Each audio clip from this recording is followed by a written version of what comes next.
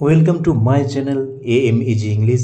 Subscribe for this channel for English grammar, writing and vocabulary. Hello friends, আজ আমরা use of the বা দায়ের part 2 আলোচনা করব। পার্ট 1 এ 10 রুলস আলোচনা করা হয়েছে, 10টি রুল আলোচনা করা হয়েছে, তোমরা দেখে নেবে। Very important rules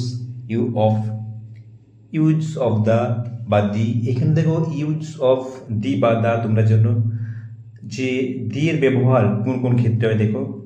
number 11, before a national name, political parties and religious community. অর্থাৎ কি ন্যাশনাল নেম মানে তোমরা জানো নেমস অফ কান্ট্রিজ অ্যান্ড দেয়ার সিটিজেন্সকে বোঝায়। পলিটিক্যাল পার্টিজ বিভিন্ন রাজনৈতিক দল এবং রিলিজিয়াস কমিউনিটি ধর্মীয় সম্প্রদায়ের নামের আগে কি বসে? দি বা দা বসে। তোমরা উচ্চারণ আলাদা কিন্তু একই ওয়ার্ডকে বোঝায়, দা বা দি তোমরা বুঝে নেবে। ন্যাশনাল নেম দেখো দি ইন্ডিয়ান। দেখো ইন্ডিয়ানের আগে দি বসেছে কেন? ভারতের নাগরিকদের ইন্ডিয়ান বলা হয়। দি ইংলিশ জাতিকে বোঝাচ্ছে, ইংল্যান্ডের অধিবাসী দ্য ইংলিশ। এবার দেখো পলিটিক্যাল পার্টিজ দ্য কংগ্রেস। দেখো কংগ্রেস একটি পলিটিক্যাল পার্টি, তার আগে দা বসেছে। দ্য কমিউনিস্ট পার্টি একটা পার্টি, পলিটিক্যাল পার্টি, দা বসেছে।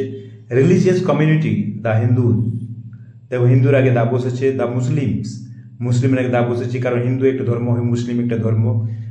এখানে বলে রাখা দরকার the is not used to denote language, ভাষার ক্ষেত্রে কিন্তু দা ব্যবহৃত হয় না। এবার নাম্বার 12 দেখো, before the names of sacred books, news papers, epics, scriptures.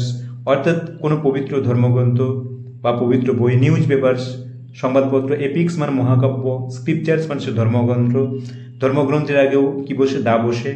যেমন দেখো দ্য বাইবেল, দ্য রামায়ণ মহাকাব্য তোমরা জানো, দ্য রামায়ণ। দ্য গীতা ধর্মগ্রন্থ, স্ক্রিপচার্স। নিউজ পেপার্স দেখো the Times of India, news পেপারের নাম, দা বসেছে। দ্য টেলিগ্রাফ একটি নিউজ পেপার, দা বসছে। দ্য হিন্দু একটি নিউজ পেপার, দেখো তার আগে দা বসেছে। তাহলে তোমরা বুঝতে পারছো এগুলোর ক্ষেত্রে দা বসে।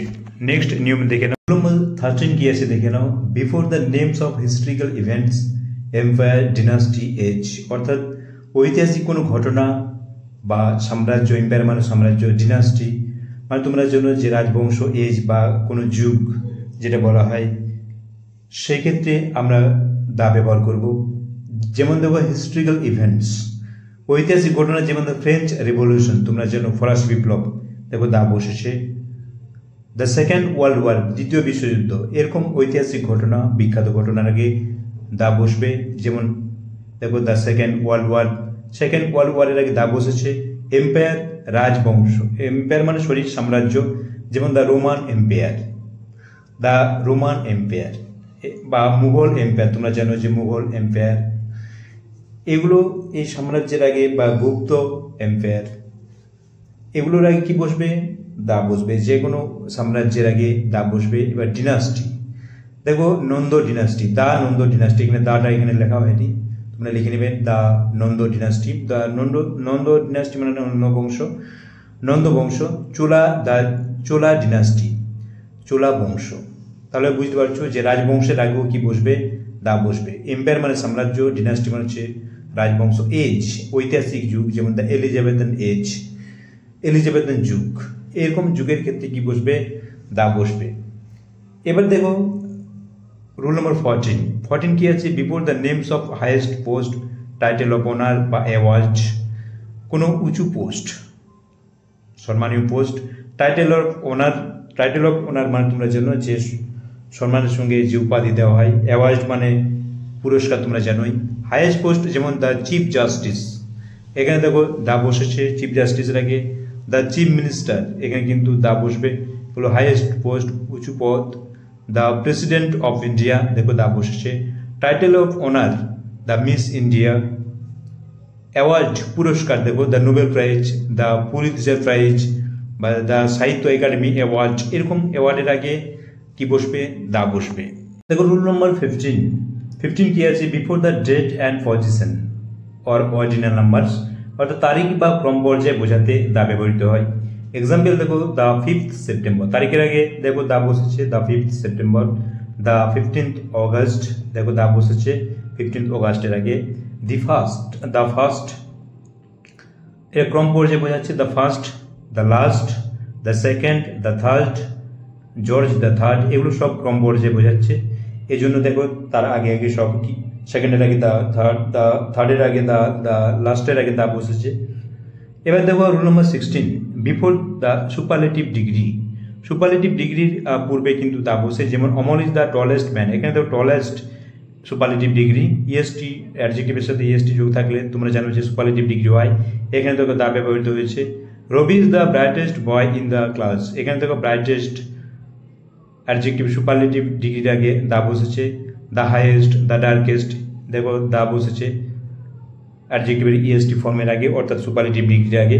রুল নম্বর 17 দেখো, before an adjective to denote a particular class or to make a plural noun, অর্থাৎ অ্যাডজেক্টিভের আগে কিন্তু দা বসতে পারে একটি অ্যাডজেক্টিভের, কখন না যখন to denote a particular class, একটি পার্টিকুলার ক্লাস বোঝায় সে অ্যাডজেক্টিভটি, বা to make a plural noun, বা অ্যাডজেক্টিভকে প্লুরাল নাউন করতে গেলে কিন্তু তা ব্যবহৃত হয়। যেমন এক্সাম্পল দেখো, the poor are not always dishonest, অর্থাৎ গরিবরা কিন্তু সর্বদাই অসৎ হয় না। এখানে দ্য পোরের আগে দা বসেছে, এখানে কিন্তু সমগ্র জাতি অর্থাৎ গরিব জাতিটাকে বোঝাচ্ছে, গরিব শ্রেণীটাকে বোঝাচ্ছে। এখানে আবার এক্সাম্পল দেখো, the rich should help the poor, এখানে দেখো দ্য রিচের আগে দা বসেছে, রিচ মানে ধনী, ধনী ব্যক্তিদের শুড হেল্প দ্য পোর, গরিবদের সাহায্য করা উচিত, এখানে কিন্তু সমগ্র ধনী শ্রেণী বা জাতিটাকে বোঝাচ্ছে।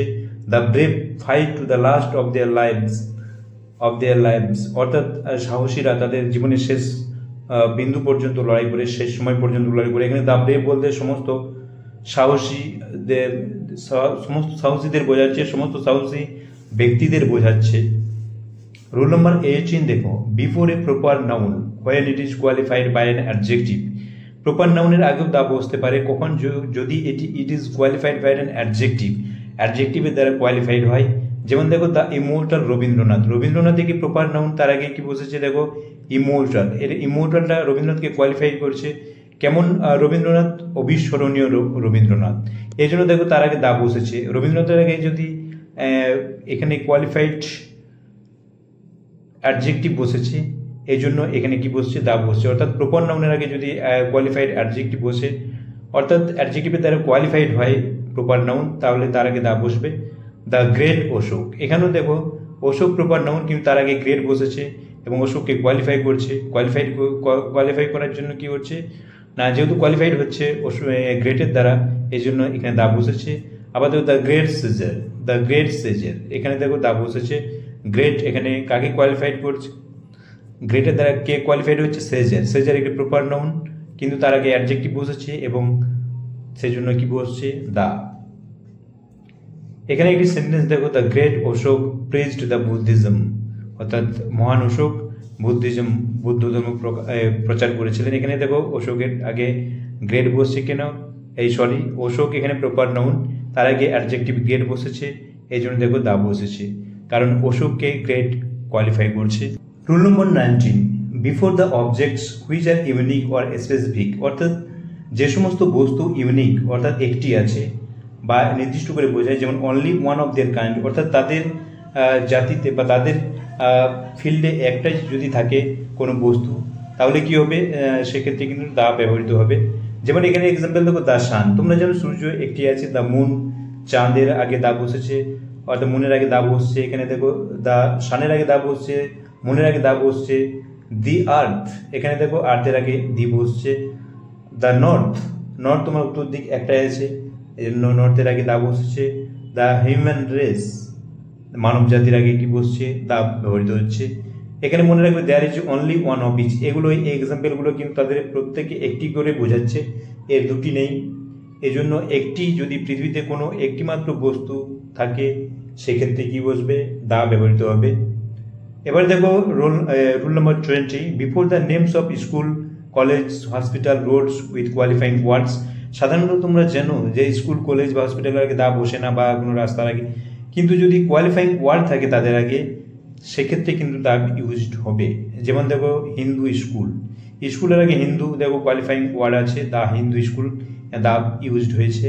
দ্য সার্কুলার রোড, দেখো রোডের আগে সার্কুলার বসেছে, কোয়ালিফাইং ওয়ার্ডস, এই জন্য দা বসেছে। দ্য মুসলিম হসপিটাল, কেমন hospital, the Muslim, qualifying word Muslim বসেছে, এই জন্য কি বসেছে, তার আগে দা বসেছে, কিন্তু এমনি হসপিটাল বললে কিন্তু দা বসতো না। তাহলে তোমরা বুঝতে পারছো যে দা কোথায় কোথায় ব্যবহৃত হয়। আমার পার্ট 2-এ আমরা 10টি রুল আলোচনা করলাম, পার্ট 1-এ 10টি রুল আলোচনা করেছি, তোমরা ভিডিওগুলো দেখে নেবে। এবং পার্ট 3-তে আমরা 3টি পার্ট বানিয়েছি, কারণ তোমাদের বোঝার সুবিধার জন্য।